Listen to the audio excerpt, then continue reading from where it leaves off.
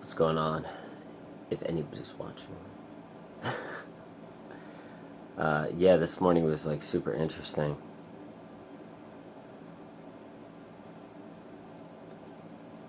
I woke up and I was still depressed, but I actually slept, which was weird. Really freaking weird. And Zac Efron was in my dream. The young Zac Efron. Like, like 17 again in High School Musical. Strange. And like our dads were firefighters. His dad was a firefighter and my dad was a firefighter. And we were like best friends. It was really strange. But he had like an enormous crush on me or something. Very strange. It's like a it's like a gay dream. Why was it Zac Efron? Anyways, yeah, you ever have a love dream when you're in love in a dream? God, those are the best fucking dreams ever. I probably had like, I want to say like 6 or 7 love dreams in my life where like you are absolutely in love. And like you wake up from those dreams and you're like, oh my God, I just want to go back to sleep and be in that dream again. Because it's like love with no badness to it. It's just beautiful. It's just absolutely gorgeous. And a love like you'll most likely never have on earth. Like you'll never experience that kind of love. Probably not. And it's always like romantic love with like a woman or, if you're, whatever sex you are and whatever you're into. But, oh my God, when I have these dreams, they're fascinating. And I was talking to one of my good friends a couple weeks ago after I had one of these love dreams. And I was like, aren't those love dreams amazing? I'm like, and she's like, I've never had one. And I'm like, you've never had a love dream where like you're in love with somebody so amazingly that like that's all that exists is just you being in love? And they were like, no, I've never had one of those. And I was like, oh my God, that sucks. Like, that sucks. I can't, like, the fact that, like, that person has never had a dream where they were in, like, pure love. God. Maybe it's because I'm, like, I have all these ups and downs and these illnesses, and I'm, like, a creator, and I'm this artist, like, writer, painter, sculptor, dancer, whatever the hell I am. Like maybe maybe if like you're artistic and romantic, maybe you have more love dreams. I don't know, man. I don't know. I think creative people, I think everybody's creative. I think they haven't tapped into it yet. But for the people that are so creative that we cannot not create, like we almost feel like we're dead inside, like we're rotting away, that kind of thing. Like for us, I feel like it's everything, like, to create. And essentially you have to, because like creation and the universe and the galaxy, it's always in a state of creation. It's in a state of repair and calmness and drifting and creation and stillness and calmness and repair and creation. It's always this movement. And I always say that the one reason why I can't always just be in the present moment like Eckhart Tolle, and even Eckhart Tolle says you can't just be still, you have to do. You can't just be, sometimes you have to do. Like you have to, because I think that what happens is the body internally, if you just sit around all day and you're just like this, you start to feel like there's something wrong. And you need to create, you need to do. And I think the reason for that is because of creation. Creation is inside of us, right? So if creation, existence, and the galaxy and all things are in a constant flow of stillness, calmness, repair, and creation that is also within us, right? So we also have that within inside us. So when we're still and we're calm, eventually we also feel the need to create because we are creation and the galaxy and existence and all things, right?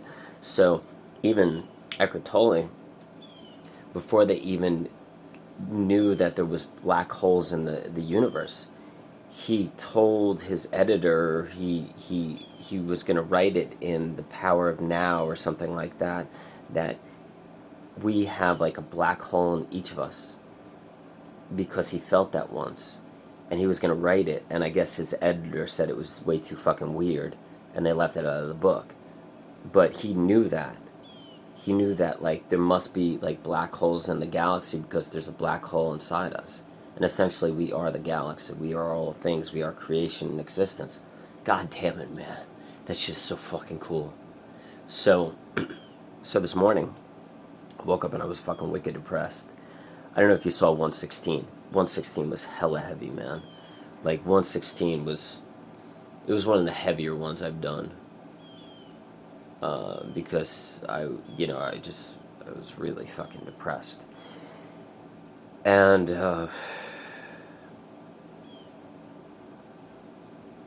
and I woke up and I was still depressed.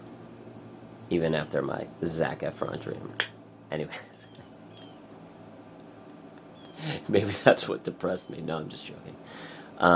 So I was still depressed. And I thought about, like, how, like, no one really, like, no one really loves me. Like, I'm kind of this unlovable creature because I go in and out of so many different issues and problems and people saying, like, the people inside me, where, like, sometimes people think I'm an asshole, and then I come off like loving and peaceful and kind, and then and not being the same person every day, I feel like people want to distance themselves from me, maybe. And, like, so I feel like my mother doesn't really love me. She just puts up with my shit, and, like, it's just like, I don't know if I don't know about her, man. And I know that my sister's kind of just like, she wrote me a couple of emails a couple weeks ago where it was clear to me that she didn't really like me, and that hurt a lot. And I didn't think she didn't like me that much, but I guess she did. And we tried to talk things out since, but there's always that in my subconscious that she doesn't really like me that much because she put it in words. Like I was talking about in 115, I think it was 115, about like how words are very, very powerful, and you can't really take them back.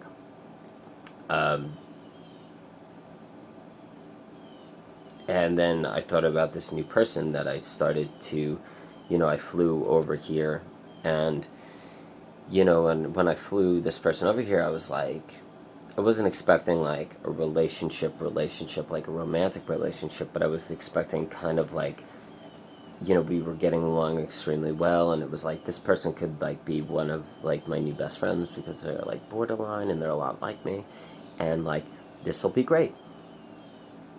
And I flew the person over and I spent like $300 on this person with food and all this other stuff, and getting her from the airport, all this stuff. And now she doesn't really talk to me at all, and she hasn't messaged me in like 2 days. And it's like,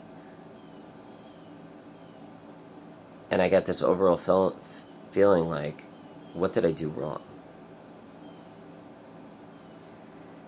Like, and like essentially like how come nobody loves me? Like when you feel unlovable, and you're like,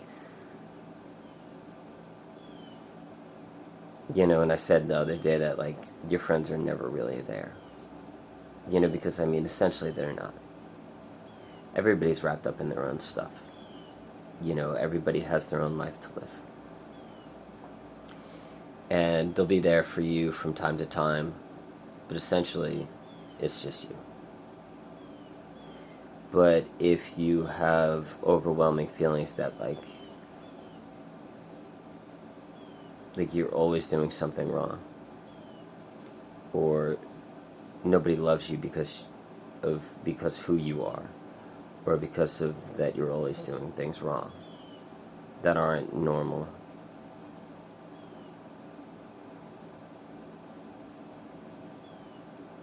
like eventually you're gonna think that what did I do wrong?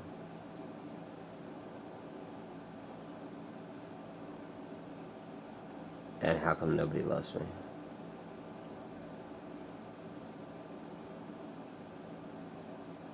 And then I thought about that for a while, and I was like, well, you're having expectations. You were expecting this person to fly over here and be really good friends with you, and it didn't happen. And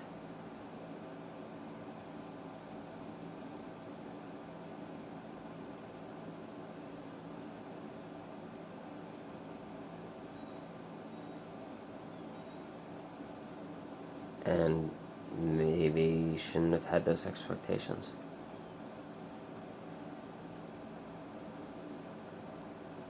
But that also makes me feel very wary of starting a relationship with anybody else.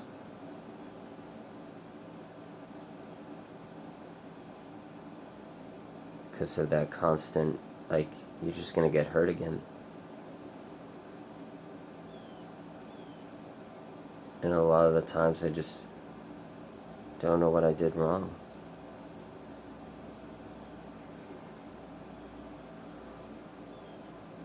And then it leads to the feeling that you're unlovable. And that maybe it's better off to just do it on your own.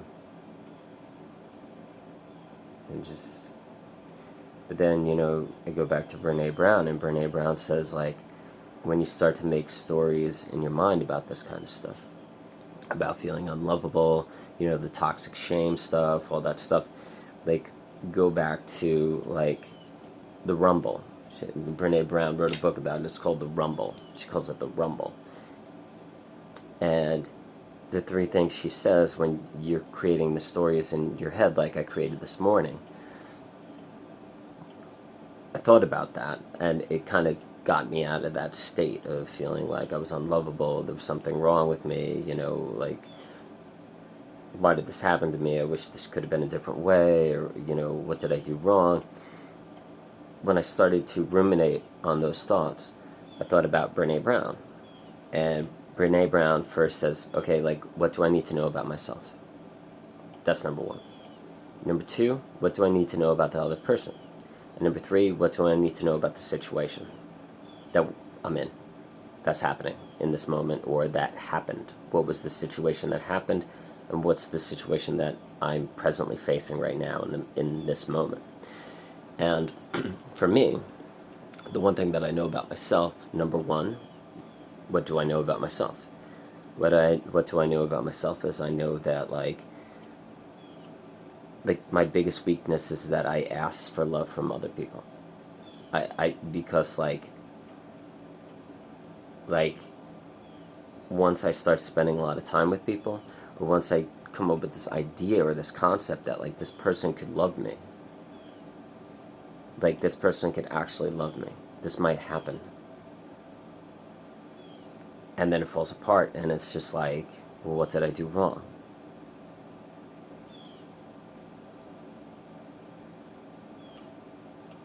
And for me,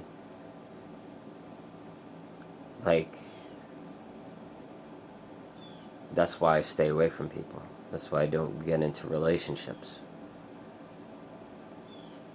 because I constantly, I'm like, I don't know. And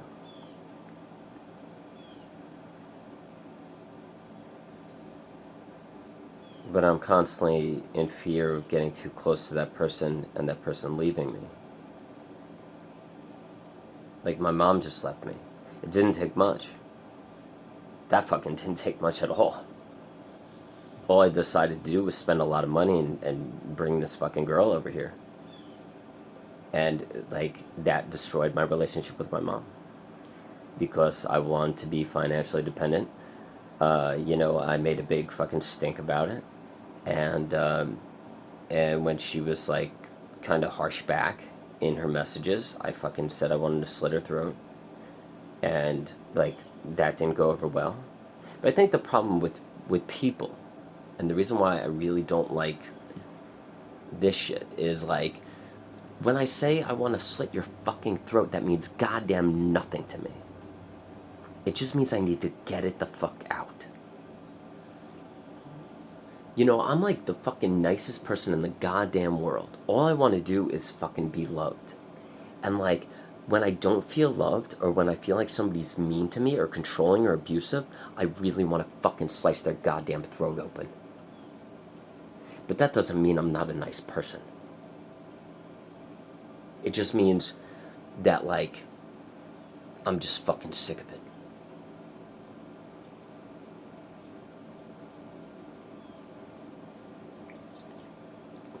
I think you get to a point where, like,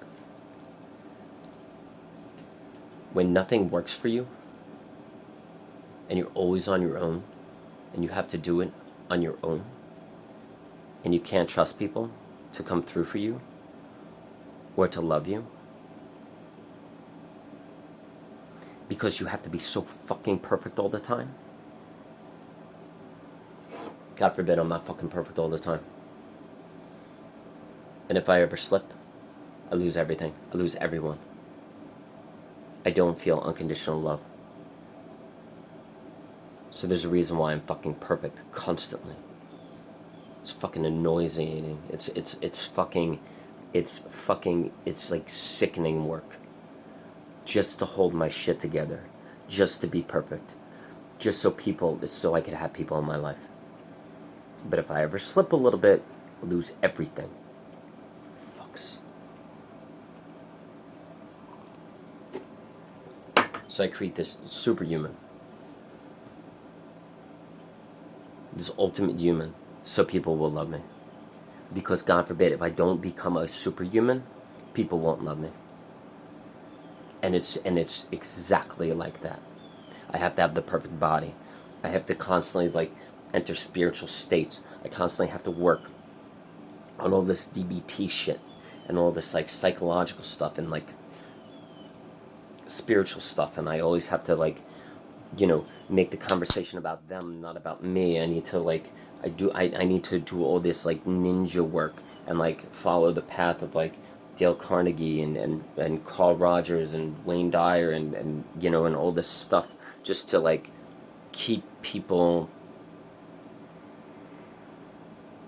not only interested in me, but also make people feel loved.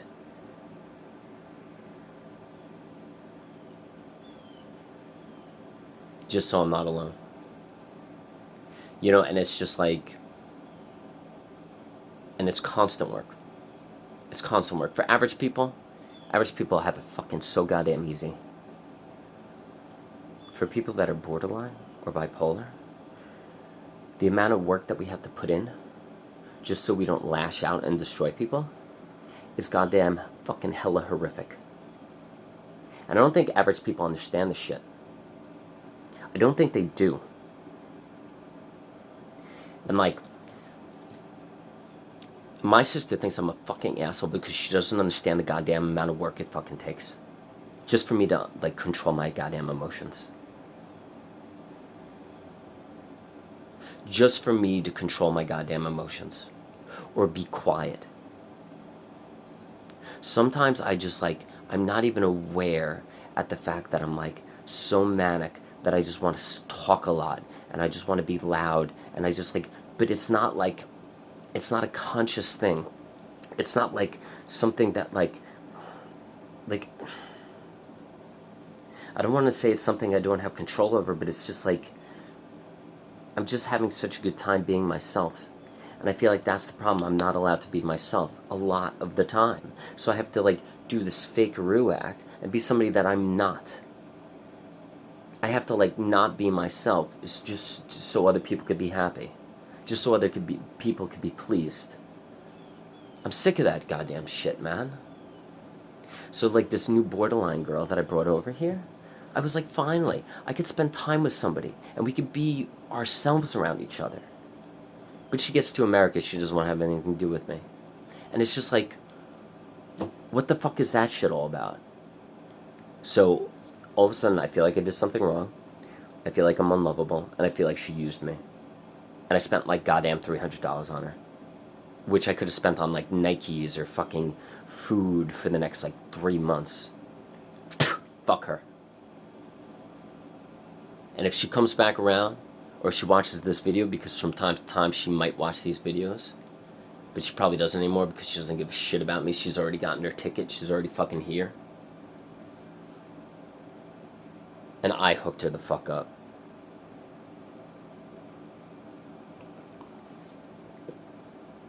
Yeah, that's what I'm talking about, man. Okay, so number one, that's what I know about myself.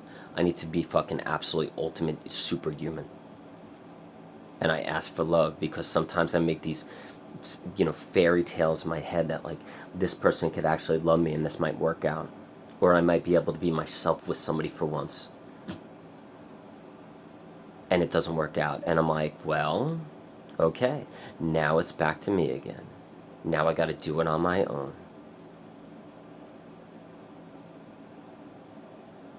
So I keep everybody at a distance, and I just do it on my own. And I become a superhuman again. Fucking rock fucking hard, where it's just like nothing like could get through the walls. And it's just like, because it's just like, what's the point of being hurt? People are just gonna fucking leave you, or they're not gonna accept you, or they're not gonna love you, or they're not gonna come through. So what's the fucking point?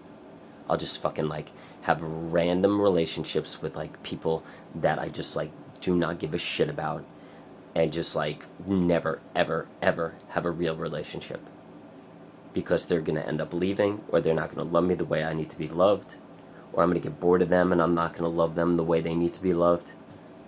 It would be a fucking goddamn train wreck, and it always goddamn is.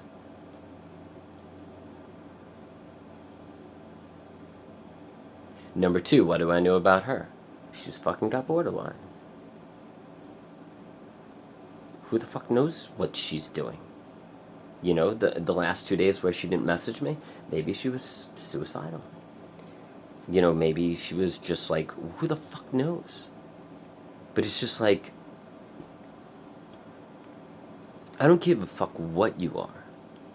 If you claim to be a good friend, you're gonna message someone every 30 hours. You are.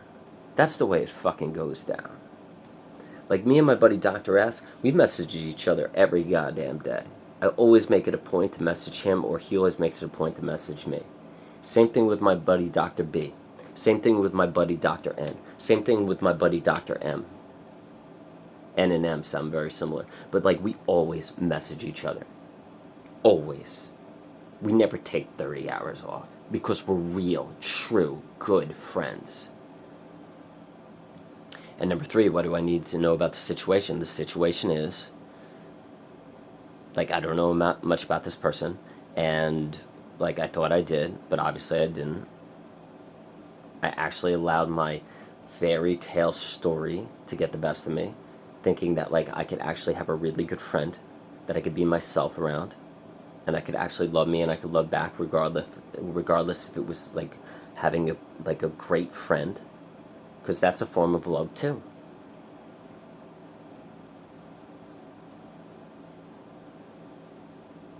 And then like after I thought about all those things, I was like, no one cares about what you do. Like nobody cares about like anything. And then I thought about Taylor Swift. And I was like, why do I love Taylor Swift so much? And I'm like, and why do a lot of people love Taylor Swift? It's because she gives us something that we need, something that we find valuable. Like her last album that she came out with like 2 weeks ago, like it's essentially like the most of the songs. Some of the songs are just not that good, you know. But most albums, like 7 songs aren't that good, and about 8 songs are, right? That's most albums.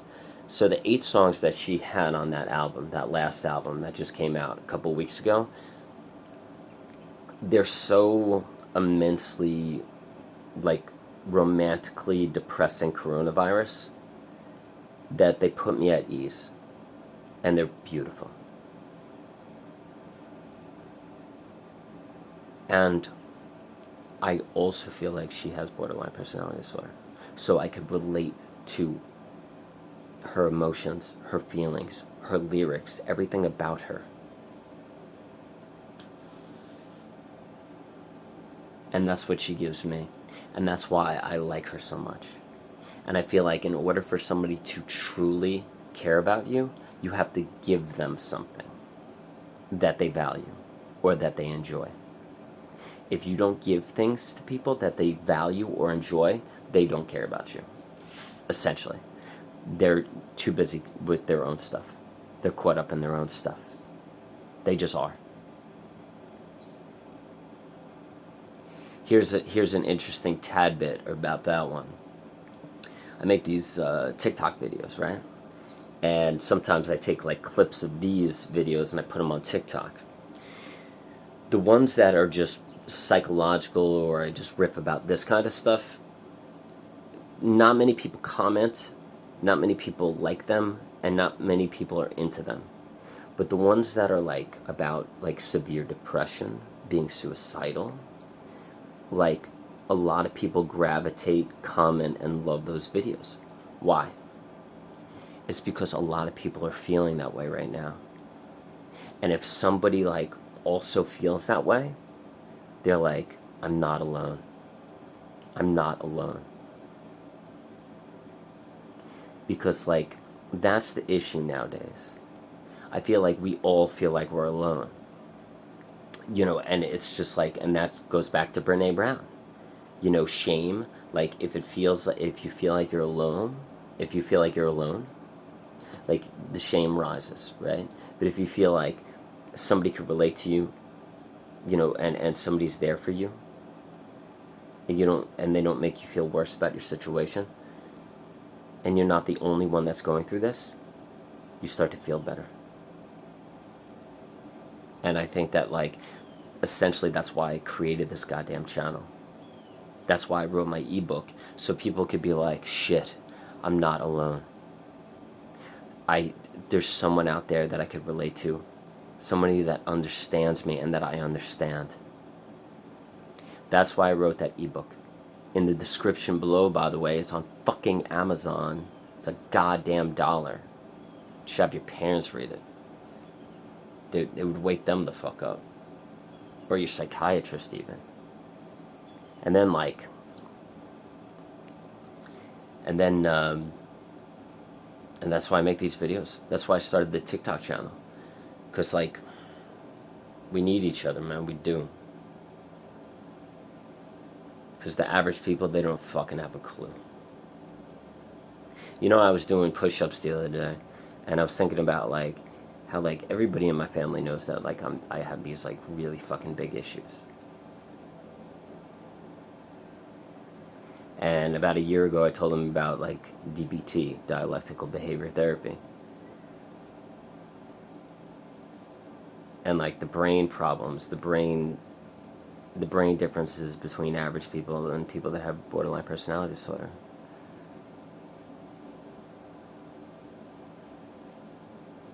You know, and I wish they would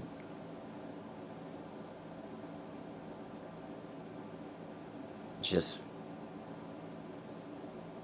look at dialectical behavior therapy. Or like, meet me halfway on this stuff. But a lot of the times they just think I'm a gigantic asshole.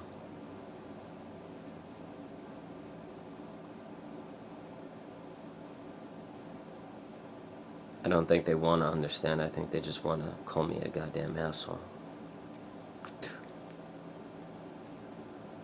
It's easier that way. It's easier that way.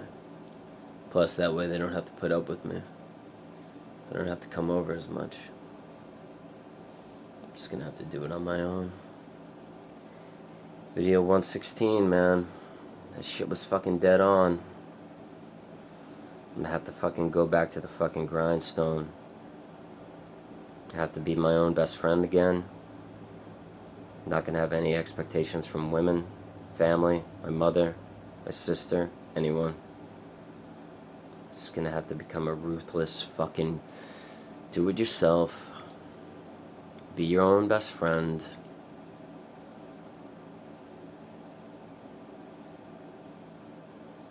We're all alone, dude. I swear to fucking God, it is the goddamn truth. And, you know, if my family's watching this, they'll be like, oh, you're being a fucking big baby. Like, you know, you're not on your own. What the fuck are you talking about? But, like, when you wrap around all the goddamn situations, like, it always comes back to that. It always comes back to people not understanding you and you having to just be doing it on your fucking own. Because nobody fucking understands us. And they don't want to do the goddamn work to fucking understand us. And they just, like, don't really want us around, or they think we're assholes, or they don't like us. Because we're not likable people. Let me fucking put it that way. And dude, if my sister's watching this one goes out to you. Because I agree with you. I'm not a likable person. So you're goddamn absolutely right. And I love you to death, and I love hanging out with you and the kids.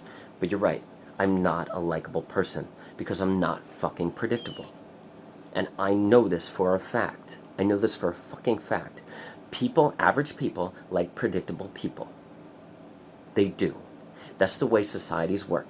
If there was like a borderline personality disorder person, or a bipolar person, or, you know, clinically depressed person, and a fucking like goddamn like Papua New Guinea tribe 3,000 years ago, they'd fucking kill that person. Or they'd, like, kick him out of the goddamn tribe.